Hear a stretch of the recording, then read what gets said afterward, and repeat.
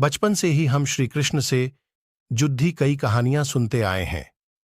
श्री कृष्ण राधा का प्रेम, त्याग, समर्पण और अटूट विश्वास का प्रतीक है।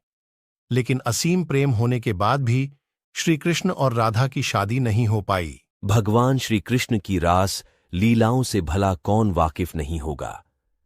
बचपन से ही हम श्री कृष्ण से जुड़ी कई कहानियां, कथाएं सुनते आए हैं।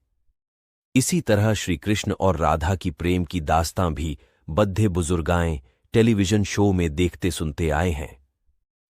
श्री कृष्ण राधा का प्रेम, त्याग, समर्पण और अटूट विश्वास का प्रतीक है।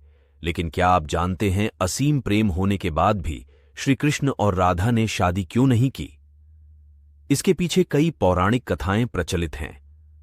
अशोक जांगिड़ आज इन कथाओं को बता रहे हैं। इसलिए शादी के बंधन में नहीं बंधे राधा कृष्ण। ब्रह्मवैवर्त पुराण के अनुसार यशोदा के भाई रायण गोपा से राधा का विवाह हुआ था, जिस वजह से राधा रिश्ते में श्री कृष्ण की मामी लगने लगी थीं। कहा जाता है इस वजह से उनकी शादी नहीं हो सकी।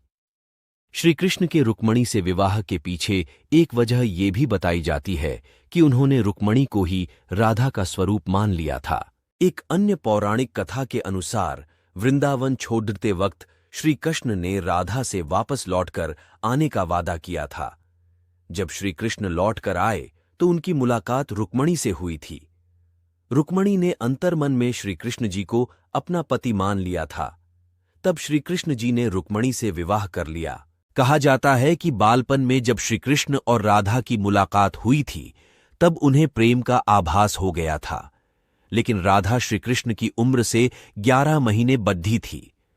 दोनों के बीच आध्यात्मिक प्रेम था, इसलिए दोनों शादी के बंधन में नहीं बंधे। विवाह की एक कथा पौराणिक कथा के अनुसार जब श्री कृष्ण बाल अवस्था में नंद बाबा की गोद में खेल रहे थे, तब उन्हें एक अद्भुत शक्ति का आभास हुआ। कहा जाता है कि वो अद्भुत शक्ति राधा ही थीं, जिसके बाद कृष्ण जी बाल अवस्था से यौवनावस्था में पहुंच गए। तब ब्रह्मा जी ने राधा कृष्ण का विवाह करवाया था, जिसके बाद ब्रह्मा जी और राधा जी अंतर्ध्यान हो गए और श्री कृष्ण वापस अपनी बाल अवस्था में आ गए।